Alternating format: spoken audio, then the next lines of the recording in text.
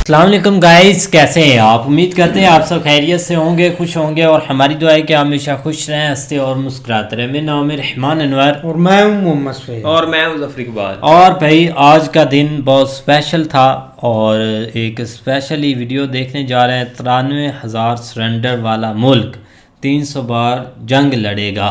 तो देखते हैं वीडियो। अगर वीडियो पसंद है वीडियो को लाइक, चैनल को सब्सक्राइब ज़रूर कीजिएगा। तो देखते हैं।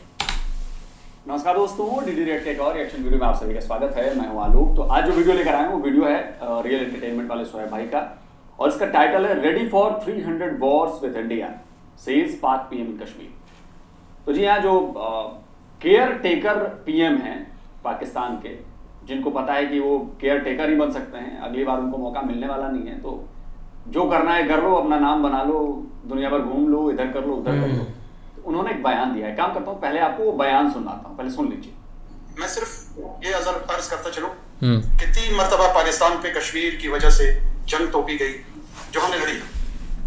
अगर 30 मरतबा पाकिस्तान पे ये जंग तोपी जाएगी, हम 300 मरतबा लड़ने के लिए तैयार हैं। सुन लिया आपने? What a dialogue.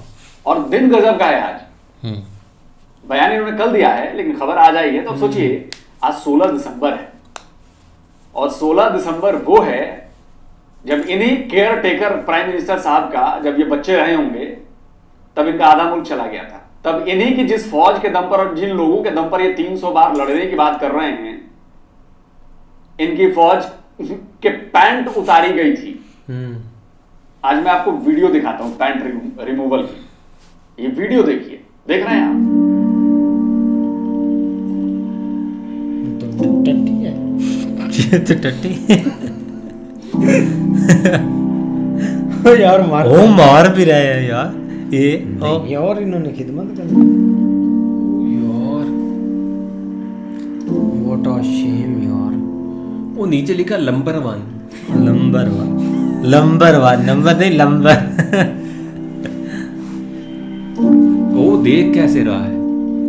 ऐसे बंदा स्कूल में होता है कि कब मेरी बारी आएगी। पीछे से देख रहा चलेगा। ये है 71 वॉर में पाकिस्तानी फौज की पैंट उतारू सेरेमनी।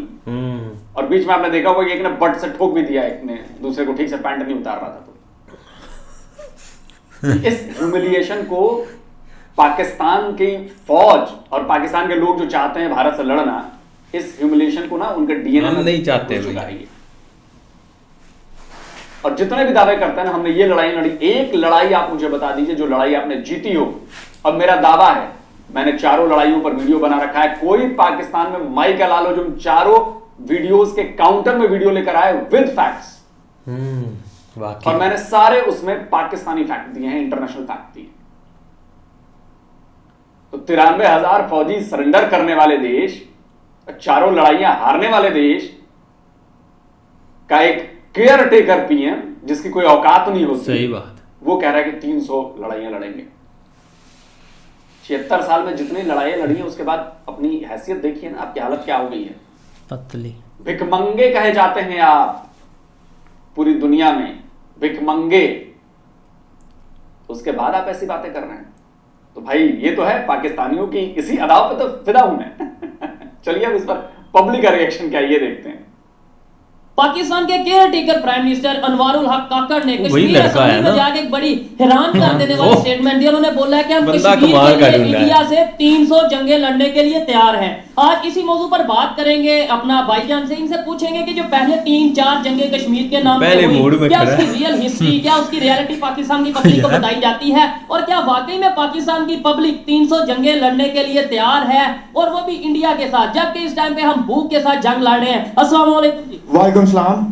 दिलशाद भाई, ये जो आपने स्टेटमेंट आपने भी सुनी होगी और बहुत ज्यादा वायरल है, पाकिस्तान के सोशल मीडिया पे वायरल है। 76 साल से ये चीजें हम देखते आ रहे हैं कि भाई हमें जज्बाती स्टेटमेंट दे के 300 जंगें लड़ने के लिए तैयार हैं, कश्मीर लेके रहेंगे, ये वो। क्या कहेंगे आप इसके ऊपर? देखिए, ये तो पहला केयर टेकर प्राइम मिनिस्टर है जिसने लेजिस्लेटिव असेंबली में जाके एड्रेस किया है लोगों को, कश्मीर की जो लेजिस्लेटिव असेंबली है। लेकिन पहले नंबर पे तो हम देखते हैं ना कि केयर टेकर जो प्राइम मिनिस्टर है उसकी ड्यूटीज क्या होती हैं। केयर टेकर प्राइम मिनिस्टर का ये काम ही नहीं है कि वो जाके जंगों में जाके स्टेटमेंट दे और कहे कि हमने इतनी जंगें करनी है और इतनी नहीं करनी। आपका काम इलेक्शन करवाना है, आप इलेक्शन करवाएं जो कि आपसे नहीं हो रहे। पाकिस्तान के अंदर जो नेशनल असेंबली डिसॉल्व हुए को 3 महीने से ज्यादा टाइम हो गया है। आप मेहरबानी फरमाकर आइन पे अमल करवाएं, इलेक्शन करवाएं। ये काम उस प्राइम मिनिस्टर का है जो कि पीछे वोट लेके आता है, जिस पास मैंडेट होता है। तो आप मेहरबानी फरमाकर ऐसे स्टेटमेंट्स ना दें कि हमें उसके बाद इस स्टेटमेंट्स को लेकर सफर करना पड़े बाद में। और ये स्टेटमेंट देखें, उन्होंने तो स्टेटमेंट दे दी, वहां पे शायद वक्ती तौर पे जो लोग मौजूद थे उन्होंने अप्रिशिएट भी किया होगा, वाह जी वाह कितनी मोहब्बत का इजहार कर रहे हैं कश्मीर से। लेकिन इंटरनेशनल लेवल पे ये स्टेटमेंट गई है, पाकिस्तान के लोगों तक पहुंची, इंडिया के लोगों तक पहुंची। वो लोग क्या सोचेंगे कि एक साइड पे पाकिस्तान के 3 बार प्राइम मिनिस्टर रह चुके हैं मियां नवाज शरीफ साहब, उन्होंने ये स्टेटमेंट दिया कि भाई मैं तो इंडिया के साथ अच्छे रिलेशन चाहता हूं। उन्होंने बल्कि जिक्र किया वाजपेयी साहब आए, उन्होंने बोला मोदी साहब आए मेरे दौर में, और एक साइड पे ये केयर टेकर गवर्नमेंट के जो प्राइम मिनिस्टर है ये कह रहे हैं 300 जंगें लड़ेंगे। बेनजीर भुट्टो के दौर के अंदर भी मामला। एक बात मैं कहना चाहूंगा सोहेब भाई, आप अक्सर कहते हैं ना कि मैं जो काम कर रहा हूं वो पीस के लिए, अमन के लिए काम कर रहा हूं। आप वाकई बहुत बढ़िया काम कर रहे हैं, आप पीस और अमन फैलाना चाहते हैं। लेकिन देखिए, आपके और हमारे चाहने से पीस और अमन नहीं फैलता है।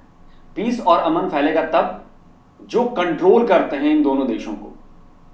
और मुझे लगता है कि आप बेहतर अच्छी तरह से जानते हैं कि पाकिस्तान की तरफ से लगातार ऐसे बयान आते हैं जो नफरत फैलाने वाले होते हैं, लड़ाई लड़ने वाले होते हैं, हमको धमकी दी जा रही होती है, थ्रेट किया जाता है हमें, और आपके ऑफिशियल गवर्नमेंट के हैंडल से। उनमें से एक ये केयर टेकर पीएम भी। तो आप सोचिए कि आप कैसे डिफेंड करेंगे आप अपने मिशन को कि जी मैं पीस फैला रहा हूं।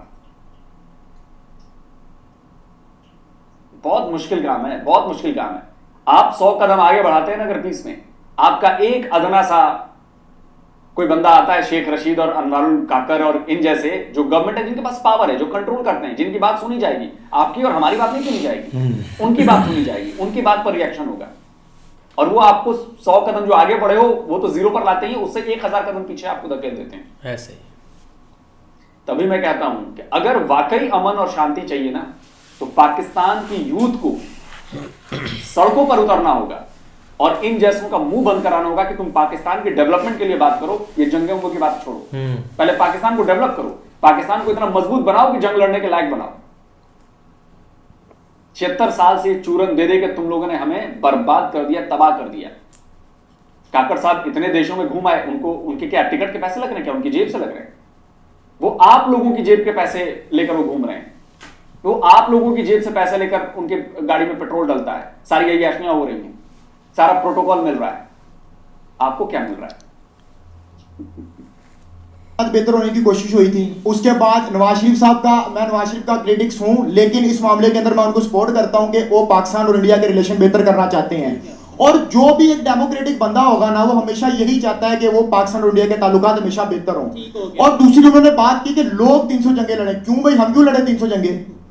क्यों लड़े हम? भाई जब इख्तियारात तुम्हारे पास है, ओहदे तुम्हारे पास है, पहले नंबर पे तो मुझे ये बताओ कि तुम्हें मैंडेट किसने दिया कि तुम ये जाके स्टेटमेंट दे रहे हो कि हम 300 जंगे लड़ेंगे? उसमें ये थोड़ा सा एक पॉइंट आ जाता है ना कि शायद वो ये कहते हैं कि ऐसी स्टेटमेंट देने से कश्मीरियों के साथ हम एक इजहार करेंगे, जबकि मेरे ख्याल से अगर रियलिटी को देखें, कश्मीर में जाके विजिट करें, मैंने तो विजिट किया है, वहां पे जाके देखें वो लोग तो जो है हमारे यहाँ से तंग आ रहे हैं पाकिस्तान की गवर्नमेंट। और भाई मैंने आपको पहले भी ये कहा है कि जो हमारे इंटीरियर मामला था पहले आप उनको ठीक कर लें। अब देखें, हम अपने आप को कहते हैं कि बड़ी डेमोक्रेसी है। आप इतनी बड़ी डेमोक्रेसी है कि आपका जो सबसे बड़ा सूबा पंजाब है, वहां पे आप इलेक्शन नहीं करवा पा रहे यार। कभी आप कहते हो हमारे सिक्योरिटी के मसाइल। अभी देखें, अगर आप जो है वो अपने मुल्क के अंदर इलेक्शन नहीं करवा पा रहे तो आप 300 जंगे लड़ लेंगे। एक इलेक्शन करवाने के लिए आपको सिक्योरिटी नहीं आपकी पूरी हो रही, आप हीले बहाने लगा रहे। कभी कहते हैं हमारे पास बजट नहीं है। जिस मुल्क के पास अपने इलेक्शन करवाने का बजट नहीं है, वो मुल्क का जो केयर टेकर प्राइम मिनिस्टर है वो ये डिमांड कर रहा है कि हम 300 जंगे लोग लड़े। क्यों? वो भी इंडिया के साथ जो दुनिया की 5वीं बड़ी इकॉनमी है। कुछ लोग ये कहेंगे भाई जंगे जो सी है वो इकॉनमी से नहीं जज्बे से लड़ी जाती हैं, तो फिर शायद इसका फिर ये मतलब ओ भाई जज्बे से लड़ी जाती हैं। ये जो लोग मिसालें देते हैं पुराने जमानों की, मेरे भाई अगर वहां से एक बंदा तलवार लेके निकलता तो यहाँ से भी एक बंदा तलवार लेके निकलता था। दोनों के पास असला एक तरह का होता था। अब यहाँ से आप तलवार लेके निकला, 100 बंदे भी, एक बंदा उधर खड़ा हो जाए क्लैशनकोव वाला तो वो 100 को मार देगा। आपने पहले असले के मुकाबले के अंदर आपको तैयार करना है। और आप टेक्नोलॉजी में सही बात, भाई जंग की बात ही नहीं करती। मैं इस चीज से एग्री करता हूँ कि भाई मैं ओपनली कहता हूँ कि इंडिया से मुकाबला करना है, लेकिन टेक्नोलॉजी में मैं कहता हूँ, एजुकेशन में, हेल्थ में, इंफ्रास्ट्रक्चर में, IT में, उधर को कोई नहीं आता। क्या बेहतर होता है कि भाई असेंबली असेंबली में खड़े होकर ये कहते हैं कि भाई जंगों का दौर खत्म हो गया है, अब हम इंडिया से मुकाबला करेंगे टेक्नोलॉजी में। यकीन माने मैं भी अप्रिशिएट करता, इवन इंडिया के लोग भी ये देख के हैरत भी उन्हें होती है और खुश भी होते कि यार क्या नाम लेते हैं, हेल्दी कंपटीशन का सोच रहा है पाकिस्तान। आज हम जो सा वही बात कर रहे हैं जंग की, वो बात कर रहे हैं टेक्नोलॉजी की, और अब वो हंसते हैं, अब वो परेशान नहीं होते। यार असल में आजकल जो जंग है वो बेसिकली चली टेक्नोलॉजी की रही है, इकोनॉमी की जंग चल रही है आजकल, जो कि एक मॉडर्न एरा के अंदर हम जहाँ पे रह रहे हैं, यहाँ पे जंग का एक हेल्दी कंपटीशन होना चाहिए। आप टेक्नोलॉजी में करें, आप आईआईटी जैसा एक इंस्टीट्यूट यहाँ पे बना के दिखा दे, आप कहेंगे ये हमने इंडिया का मुकाबला किया, हमने आईआईटी जैसा एक इंस्टीट्यूट बना दिया। हमारी कोई ऐसी फॉरेन पॉलिसी हमें नजर आनी चाहिए जिससे हमें पता लगे कि हम उनका मुकाबला कर रहे हैं, और हमारी इकोनॉमी बेहतर होनी चाहिए, और यहाँ तक कि हमारे यहाँ या जो सिक्योरिटी के मसाइल हैं वो हल होने चाहिए, यहाँ पे फ्रीडम ऑफ एक्सप्रेशन होना चाहिए जो वहाँ पे मौजूद है। और हाँ जी दिलशाद भाई, ये देखने वाली बात है कि हम यहाँ पे कुछ छोटी छोटी ऑर्गेनाइजेशंस हैं, आए दिन नई ऑर्गेनाइजेशन उठती है, कभी कोई चकवाल में अटैक करती है, कभी कोई बन्नू में अटैक करती है, कभी कोई बलोचिस्तान में अटैक करती है, हम उनको काउंटर उस तरीके से नहीं कर पा रहे। अभी पिछले दिनों 23 पाकिस्तानी फोर्सेस के 23 जवान जिनकी जानें गई हैं एक अटैक में, क्या कहेंगे? हम बात करते हैं जी हम 300 जंगे उनके साथ लड़ेंगे, ये जो अपने घर के मामला हैं, जो सिक्योरिटी के इश्यूज हैं, इनके ऊपर क्यों नहीं है, यानी कि जो ऑर्गेनाइजेशंस हैं इनको क्यों नहीं कंट्रोल कर पाते, टीटीपी को, तालिबान को, या जो भी है? देखिए बलूचिस्तान के अंदर तो बड़ी अफसोस से कहना पड़ता है कि हमारा कोई रूल नहीं चलता, जो कि इंटीरियर बलूचिस्तान है, और इंटीरियर सिंध के अंदर भी नहीं चलता। वहां पे एक वडेरा सिस्टम और वहां पे एक कबायली सिस्टम, और वो उसको लेके चल रहे हैं, और वहां पे हमारा कोई भी इदारा जो है वो अपना कानून नाफिज नहीं कर सकता। तो पहले के ऊपर सबसे पहले तो आप इंटीरियर मामला अपने ठीक करें ना। जनूबी पंजाब में कच्चे के डाकू, जनूबी पंजाब में आप कच्चे के डाकू ने आपको वक्त पाई रखा है, कच्चे के नहीं पक्के छोटू गैंग ने आपको वक्त पाई रखा है, इलेक्शंस आपसे नहीं हो रहे, सिक्योरिटी आपके पास नहीं है। भाई आप देखिए, अगर आपने मुकाबला करना है उनको एजुकेशन में उनके साथ आप मुकाबला करें, एक हेल्दी कंपटीशन आप आए मुकाबला करें। और दूसरे नंबर पे आप वो मेरे ख्याल इसलिए उन्होंने बोला है जो कि इंडियन सुप्रीम कोर्ट ने जो है वो उसको आर्टिकल 370 लीगलाइज कर दिया है, ठीक है। तो यार देखिए वो उनका अपना एक इंटीरियर मसला। और दूसरे नंबर पे आप जब किसी को कहते हैं कि हम ये कश्मीर छुड़वाना, कश्मीर बनेगा पाकिस्तान, बनाएं जी। पहले मुझे ये बताएं कि अगला जो आजाद कश्मीर आपने उसको मॉडल बना दिया हुआ है कि आप लोगों को दिखाएं जी ये देखें जी ये आजाद कश्मीर है, ये हमने मॉडल बना दिया है, आए हमारे पास आके रहें।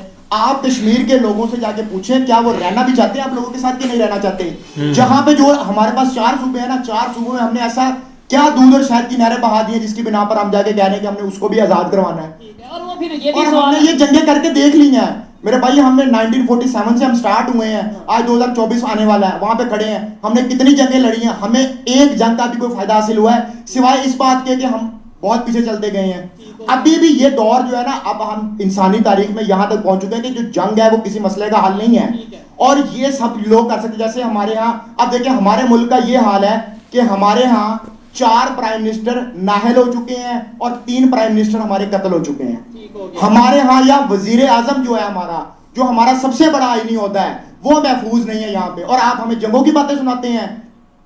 वैसे लेटेस्ट खबर तो यही है भाई कि इमरान खान का भी काम होने वाला है, वो फंदे पर लटकने वाले हैं। और ऐसा मैं नहीं कह रहा, ऐसा इमरान खान की जो बहन है उनकी तरफ से ये बयान दिया गया है कि जिस तरह से कोर्ट की सुनवाई हो रही है, जिस तरह से उनके और उनके परिवार और इमरान खान की को ट्रीट किया जा रहा है, उससे ये साफ नजर आ रहा है कि इमरान खान को भी फांसी पर लटका दिया जाएगा जैसे जुल्फिकार अली भुट्टो को लटकाया गया था। तो बहुत ज्यादा चांसेस है कि साइफर वाले केस में ये मामला हो रहा है। तो सोचिए कि इमरान भी आपका लटकने वाला है, इमरान को लटकाने वाले हैं, कंफर्म है लटकाने वाले हैं। तो मैं फिर से कहूंगा पाकिस्तान के युवाओं से कि अगर इमरान को बचाना है तो उतरो सड़कों पर, नहीं उतरोगे वो जुल्फिकार अली भुट्टो की तरह टांग देंगे और आप कुछ नहीं कर पाओगे। जब एक बार इमरान टंग गया कुछ नहीं कर पाओगे आप। तो अभी मौका है, अभी निकलो सड़कों पर और बचाओ अपने लीडर को। इमरान खान को गोलियां, अली भुट्टो को आपने जुडिशियल मर्डर किया, बेनजीर भुट्टो को आपने असैसिनेट किया, लियाकत अली खान को आपने असैसिनेट किया, हुसैन शेख सोहरवर्दी को जो आपने वो नाहल करवाया, इमरान खान नाहल हुआ, नवाज शरीफ नाहल हुआ। मुझे बताएं ना यार, आप करना क्या चाह रहे हैं? आप एक डेमोक्रेसी के निजाम को क्यों नहीं चलने दे रहे? अच्छा, इसी स्टेटमेंट के, इसी मतलब स्पीच के दौरान पाकिस्तान के जो केयर टेकर प्राइम मिनिस्टर, उन्होंने ये भी कहा है कि इंडिया जो है वो अपने आप को लार्जेस्ट डेमोक्रेसी कहता है, जबकि उसे लार्जेस्ट हिपोक्रेसी कहना चाहिए अपने आप को, यानी कि भाई वो अपनी बात पे नहीं कायम रहता।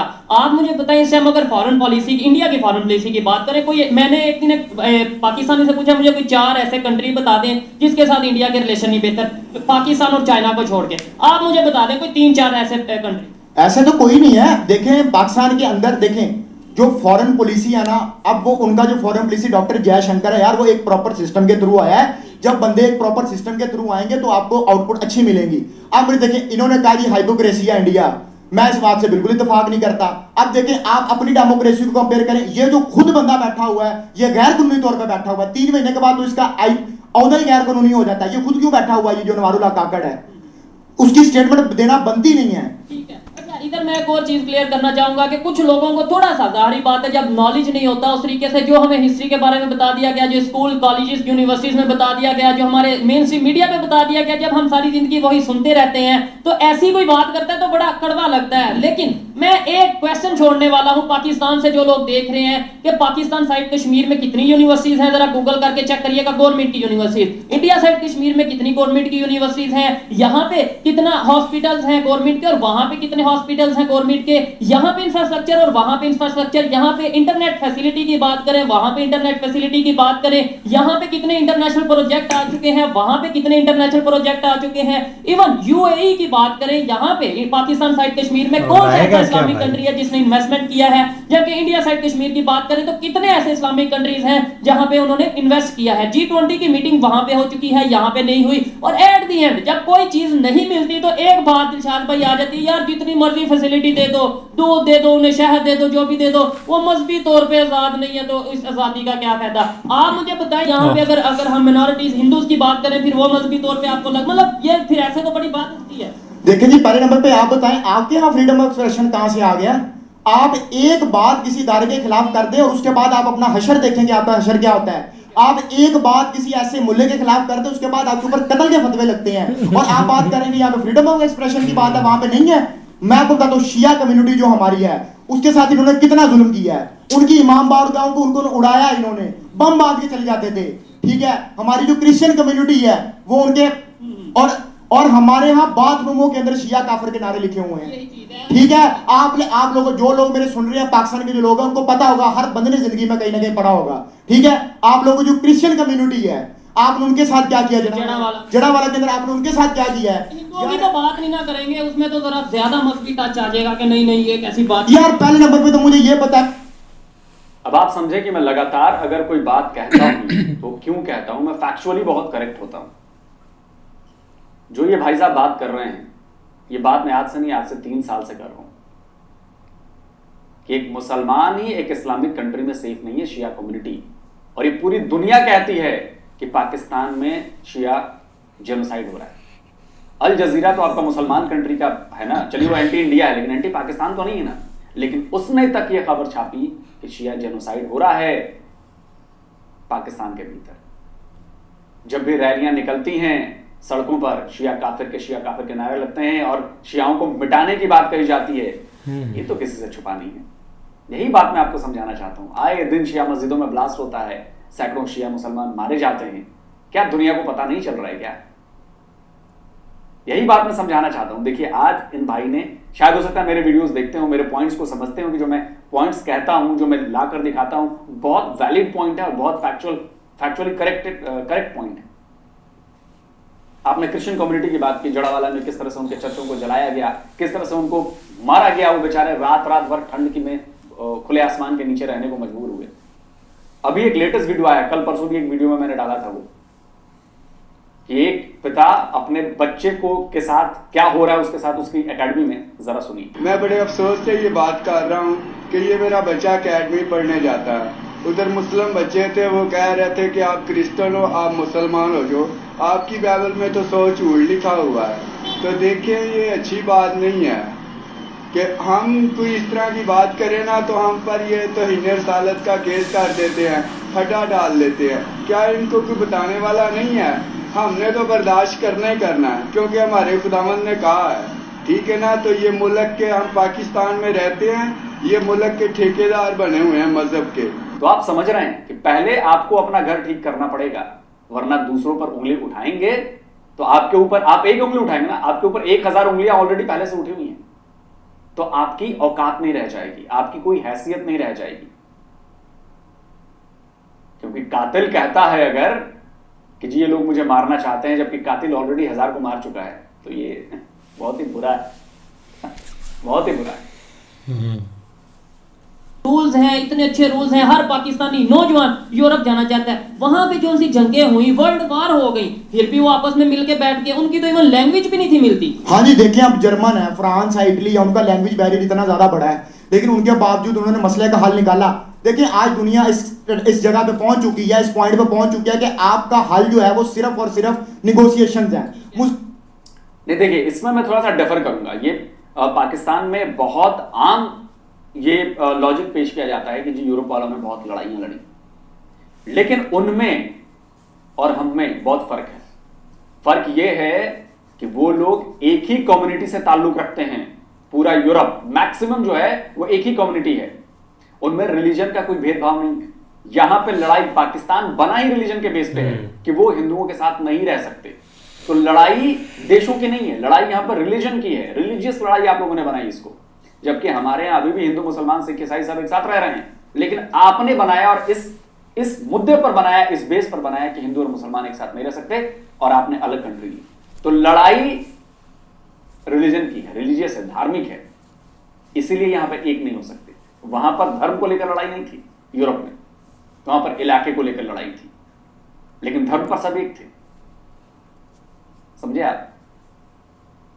मुज़ाकरात हैं, और मुज़ाकरात कौन करेगा? मुज़ाकरात कभी भी कोई इदारा मुज़ाकरात नहीं करता होता, हमेशा एक डेमोक्रेटिक लीडर जो होता है वो जाके मुज़ाकरात करता होता है। नवाज शरीफ साहब की अगर जैसे नवाज शरीफ साहब, इमरान खान साहब, आसिफ अली जरदारी साहब, जो भी डेमोक्रेटिक लीडर है, भाई हमारा जो डेमोक्रेटिक लीडर है हम उसको सपोर्ट करते हैं। मैं हमेशा अपनी आवाम से इल्तिजा करता हूं कि भाई जाग जाए, आपका चीफ एग्जीक्यूटिव वो होता है जो आप वोट से चुनते हो। नहीं, लेकिन डेमोक्रेटिक लीडर भी इधर बन जाते हैं। लाइक कोई भी प्राइम मिनिस्टर बनता है, प्राइम मिनिस्टर तो रहता ही है ना एट अ टाइम, अभी भी चाहे केयर टेकर है, लेकिन प्राइम मिनिस्टर क्या उनके पास पावर होती है? क्या वो जो स्टेटमेंट देते हैं वो खुद अपनी मर्जी से देते हैं? मुझे ये बात ईमानदारी से बताइएगा कि यहाँ पे मसला ये है कि हमारे यहाँ प्राइम मिनिस्टर बन जाता है, और मैं आपको मजे की बात बताऊं जी, हमारे यहाँ जी 6 महीने पहले डिसाइड हो जाता है किसने प्राइम मिनिस्टर बनना है, विदाउट वोटिंग। और अभी बहुत से लोग ये कह रहे हैं, मतलब मैं आपको ये कह सकता हूँ 90 to 95% ये कह सकता हूँ कि आने वाले प्राइम मिनिस्टर नवाज शरीफ साहब हैं। नवाज शरीफ साहब है, और अगर आप जाके लोग ग्राउंड रियलिटी पूछ लें तो नवाज शरीफ का नाम लेने वाले लोग बहुत कम है,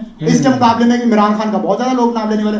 तो हमारे यहाँ एक इलेक्शन भी डोंग है, और इलेक्शन ठीक है, उसके बाद जो होता है वो एक बंदा प्राइम मिनिस्टर बन जाता है, पावर में आ जाता है। फिर उसके बाद अच्छा मजे की बात, मैं आपको एक बात बताऊं कि हमारे यहाँ प्राइम मिनिस्टर को 2 तिहाई अक्सरियत भी नहीं ली जाती, उसको एक बिसाखियां फराहम की जाती हैं। हमारी एस्टेब्लिशमेंट ने एक और काम भी किया हुआ है कि इन्होंने 3-4 जमातें तैयार की हुई हैं, और उनको ना ये 10-15 सीटें दिलवा देते हैं, और बाद में वो क्या करते हैं कि अब एक कोलिशन गवर्नमेंट बनती है, क्योंकि 172 मैजिक नंबर है, वो आपने हासिल करना। अब ये जो मेन स्ट्रीम पॉलिटिकल पार्टीज है उनको इतना कमजोर कर देते हैं कि वो 172 के नंबर पे ना पहुंच सके, 150-140 पे।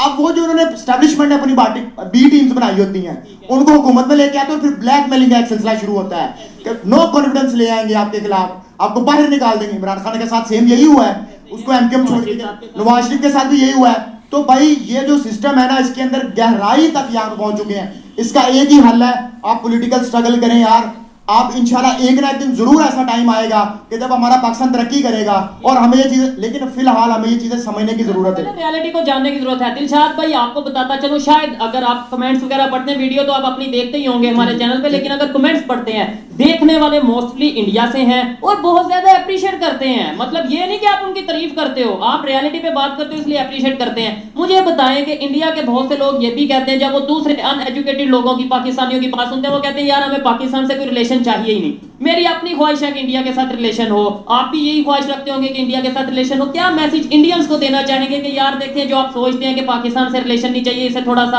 आप फिलहाल थोड़ा हम कोशिश करेंगे बेहतरी की, तो रिलेशन बेहतरी की तरफ जाए। सबसे पहले तो जो लोग तारीफ करते हैं उनका बहुत शुक्रिया, और बहुत अच्छा लगता है आप लोग जो है वो हमारी राय का एहतराम करते हैं और हमें सुनते हैं। और उसके बाद यार ये जो लोग इस तरह की बातें करते हैं, जो जज्बाती बातें करते हैं, यार ये इन लोगों का कोई कसूर नहीं है, ये सिर्फ और सिर्फ हमारे मुल्लों, हमारे डिक्टेटर्स, कभी प्राइम मिनिस्टर्स को बातें सुन के उनका ये हाल हुआ है, उनका खुद का कोई कसूर नहीं है।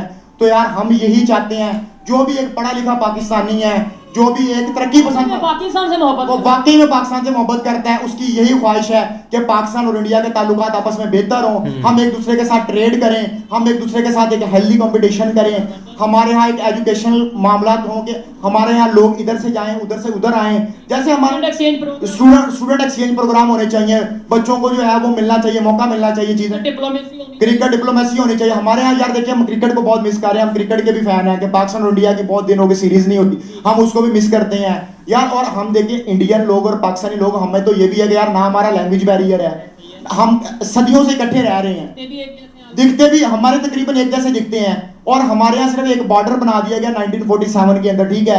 अब ये एक और नई बहस, मैं इस बात से मैं बिल्कुल सहमत नहीं हूँ, पाकिस्तानी और इंडियन एक जैसे दिखते हैं। क्या आप इंडिया को सिर्फ कंसीडर कर रहे हैं कि जो नॉर्थ इंडिया वाला मामला है सिर्फ इतना? आप मुझे बताइए, क्या नॉर्थ ईस्ट के लोग आपकी तरह दिखते हैं? क्या हमारे जो हमारा जो साउदर्न पार्ट है इंडिया का, उसकी तरह लोग आप दिखते हैं? क्या हमारी खान पान की आदतें सारे एक जैसी हैं? नहीं है। आप इस फर्क को समझिए। जब भी आप इंडिया से कंपेयर करें, आप सिर्फ पंजाब और ये नॉर्थ इंडिया वाले छोटे छोटे हिस्से लेके कंपेयर मत करें। इंडिया को रिप्रेजेंट पूरा इंडिया करता है। तो हमारा ना कल्चर एक जैसा है, ना हमारी भाषाएं एक जैसी। जब हमारे इंडिया में एक जैसी भाषाएं नहीं है भाई, हर स्टेट की अपनी भाषा है, तो हम एक नहीं है। पहला ये लॉजिकल दे रहा हूं मैं, आप जाकर पढ़ लीजिएगा, उसमें कोई वो नहीं है। अब आप मेरे पॉइंट ऑफ व्यू से अग्री भी हो सकते हैं, डिसएग्री भी कर सकते हैं, इसमें कोई इशू नहीं है। आप बताइए कि पाकिस्तान में 4 सूबे हैं, क्या चारों एक जैसे हैं? एक जैसा खान पान, एक जैसा रहन सहन, एक जैसा कपड़े, एक जैसे दिखते हैं? नहीं दिखते ना, भारत में नहीं दिखता। हाँ गाइस, तो बिल्कुल एक वाकई ये एक स्टेटमेंट सुनकर जो हमारे एक अनवर काकड़ साहब हैं, तो काफ़ी वही काकड़ साहब काफ़ी शॉक्ड होते हैं भाई जब वो ऐसी बात करते हैं। अब देखें कि उन्होंने बोला है कि एक आधी जंग बोल देते, को 10-12 बोल देते, उन्होंने प्लानिंग की कि हमने 300 लड़ दी। उन्होंने डॉक्यूमेंट लिख के दिया हुआ है कि भाई ये जाके बोल दे कि 300। नहीं यार वो है ही ऐसा चवल मार देता है यार। देखो जाकर बोल रहा है कि 300 लड़ेंगे। जब ये बना था ना, मैंने तब भी इसको बोल लिया था, जब इसको वो एक मुबारकबाद दे रहे थे ना वो अमेरिकी सफीर, तो ये नीचे सर थैंक्स और कोई और सुनाए हाउ आर यू। माँ यार तू इन बुक्स में चला जा उधर चला जा, कोई बात प्राइवेट कर ले। वो ट्विटर पर स्टार्ट हो गया, तो मैंने तब भी इसको जजमेंट कर लिया ये कुछ चवल सा बंदा है। लेकिन ये टाइम टू टाइम एक बात करते हैं कि मामला एक उठा जाए। इनको पता था कि यार 93,000 सरेंडर हुए हैं, आज ये एक डायलॉग चिपकाते हैं, ट्रेंड में आ जाएगा। वो बाकी बात है कि लोगों को पता चलेगा, जिसको पता नहीं। मेड इन काकड़ भी आया इधर कोई। यार यकीन करो, याद है आज से 2-3 साल पहले ना, जब इस तरह का इवेंट या डेज आता था ना, तो पाकिस्तान के अंदर एक बड़े बड़े ट्रेंड चलते थे, बड़े बड़े लोग जो है ना वो मतलब ऐसी हालांकि मनगढ़ंत बातें होती थी, लेकिन फिर भी ये थोड़े हैवी होते थे, क्योंकि हमें यही लगता था कि शायद हम हैवी हैं। लेकिन यार पता नहीं क्या हुआ, अब यकीन करो पता चल गया कि ये कुछ भी नहीं था। ये नहीं भाई, एक 16 दिसंबर एक वो स्कूल में अटैक हुआ था, वो तो कभी नहीं बात भूलेंगे, चाहे जो भी हो जाए। वो तो हर साल ऐसे ही यकीन करें ऐसे डसता है दिल को एक अंदर से छू कर, जब वो बच्चों को देखते हैं ना, और जब देखते हैं कि यार इन्होंने दूसरों के साथ क्या क्या किया होगा, तो यार वो जो एक हुआ था ना मामला, ठीक है ना, जो अटैक हुआ था, उसमें आसान जो है ना उसने एक्सेप्ट किया था इस चीज को कि भाई मैं इसमें इन्वॉल्व हूँ।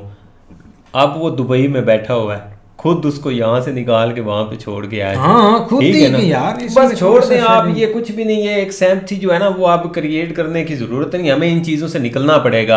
बिल्कुल भाई ने बात सही की है कि भाई जड़ को पकड़ो, जड़ को समझो कि जड़ किधर है, यही है जिसके ऊपर जो है ना वो आपको फोकस करने की जरूरत है कि भाई ये एक प्लान होते हैं चीजों को, इधर से इधर उधर से इधर। हाँ, एक बात उसने बहुत अच्छी की है कि जब भी पाकिस्तान या पाकिस्तान के मामला बेहतर होने हैं, वो एक डेमोक्रेटिक या एक सिविलियन या जो एक वोट के थ्रू बंदा आएगा ना, जिसको पता होगा कि भाई मेरे पास मैंडेट है, मुझे लोगों ने चूज किया, और उसका वो चूज कब करते हैं, जब हम अपना मंशूर उनके आगे रखते हैं कि भाई ये मैं काम कर सकता हूँ, ये मेरी कैपेबिलिटी है, इतने मैं इस काबिल हूँ, मैं तब जाके जो है ना वो मतलब आपके पास आया हूँ कि मैं ये चीज़ें कर सकता हूँ। कोई मंशूर नहीं पार्टियाँ देती हैं हर इलेक्शन से पहले कि ये भाई मेरे 20 पॉइंट है, मैं ये अपनी कोशिश करूंगा कि मैं ये चीज़ें बेहतर करूंगा। जब लोग उन चीज़ों को देखते हैं फिर जाके लोग जो है ना वो वोट देते हैं, उसके बाद लोग फिर क्वेश्चन करते हैं, लोगों को होप होती है कि भाई अब ये कुछ करेगा, और उसको भी इस चीज़ की टेंशन होती है कि मैं इस बेस के ऊपर आया हूँ। लिहाजा वो बात उसकी बिल्कुल ठीक है, तब जाके आपके मामला बेहतर होने हैं। उसी वक्त ये चीज़ें जो आप कहते हैं कि रिलेशन वगैरह, ये सारी चीज़ें, ये हर चीज़ के ऐसे ऐसे जो है ना वो यार वो एक भाई ने कितनी प्यारी बात की है कि इनके पास अपने इलेक्शन के लिए सिक्योरिटी नहीं है, बोलते हैं सिक्योरिटी थ्रेट है, तो फिर ये आगे जाकर जंग किस चीज की करें? इलेक्शन में कौन सिक्योरिटी थ्रेट होता है? पता नहीं, ये मुझे बाद लॉजिक बता दे कि यार इलेक्शन में खड़े तो ये खुद होते हैं उधर। सिक्योरिटी थ्रेट इनके पास दो स्टैम्प। यार आप इस हद तक अंदाजा लगा ले कि आप हर बंदा कह रहा है कि नेक्स्ट प्राइम मिनिस्टर जो है ना वो नवाज शरीफ है, पहले से ही पता, ठीक है। और अभी के लिए जो नेक्स्ट आगे जो है ना इन्होंने इलेक्शन भी अनाउंस कर और उसके ऊपर जो है ना इन्होंने 20, 25, 30 के 50 अरब रुपया लगा देना है। भाई वो आप क्यों लगा रहे हैं? आप वैसे बिठा दें, वैसे बिठा दें। अब आपने डिसाइड जो कर लिया है, अब इसमें अच्छा अब इन्होंने हर तरफ से जो है ना वो इलेक्शन जो है ना वो मतलब जो है ना वो रिजल्ट वगैरह जो नुमाइंदे वगैरह भेज के इन्होंने किए हैं कि क्या सर्वे आ रहा है। सर्वे के मुताबिक किसी सीट में यकीन करो कि सिर्फ एक नारोवाल की सीट है जहाँ पे नवाज शरीफ की पार्टी जीत रही है।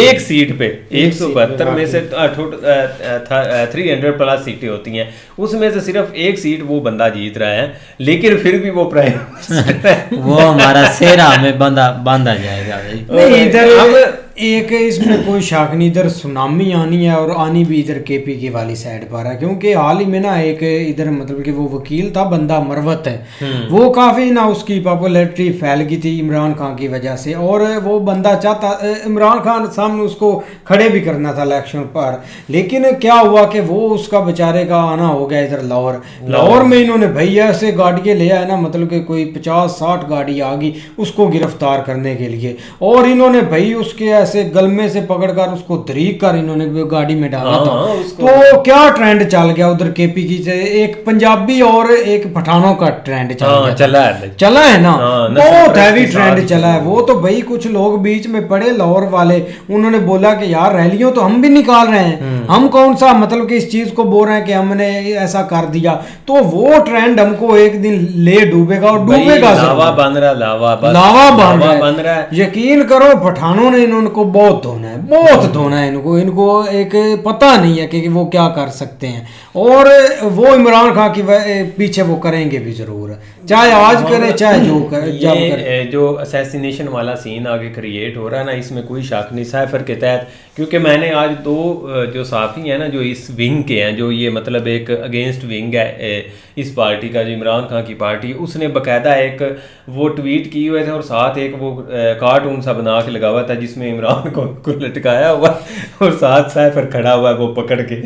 तो मतलब ये कि आने वाला प्लान इनका मे भी इस तरह का हो, लेकिन बात बिल्कुल आलोक सर की ठीक है कि भाई अब आप बाद में भी तो रोना है, अभी हो गया वो 71 की बात है, इतना 50 साल हो गए हैं। आप अभी तक जो है ना वो भुट्टो को रो रहे हैं कि वो भुट्टो को इन्होंने लटका दिया था, तो भाई अब तो आपके पास अभी जिंदा है तो इतनी हिम्मत है तो जाओ उसको छुड़वा लो, बाद में भी तो रोना ही है ना। तो ये चीजें बस है इनके पास, और कुछ भी नहीं है बात। दरअसल एक इमरान खान की सपोर्ट थी वाकई, इसमें कोई शक नहीं, लेकिन ग्राउंड पर आया जाए तो सपोर्ट है, लेकिन वो उधर केपी की वाली साइड, पेशावर वाली साइड पर है, लेकिन इस हद तक कभी बंदे वो नहीं सुधरे, वो एक ऐसे ही लग रहा है कि वो सोशल मीडिया के कीड़े थे भाई। जिसके पास पंजाब है उसके पास पाकिस्तान है, उनको भी पता है, उधर उन्होंने इसलिए खुला छोड़ दिया, वो उधर कुछ भी नहीं कहते। मरवत अभी तक उधर वहां पे सब कुछ करता रहा, उसको किसी ने पकड़ा, वो पीछे दौड़ते रहे डराते, लेकिन जैसे ही उसने आते ही वकीलों के साथ किया है, थोड़ा सा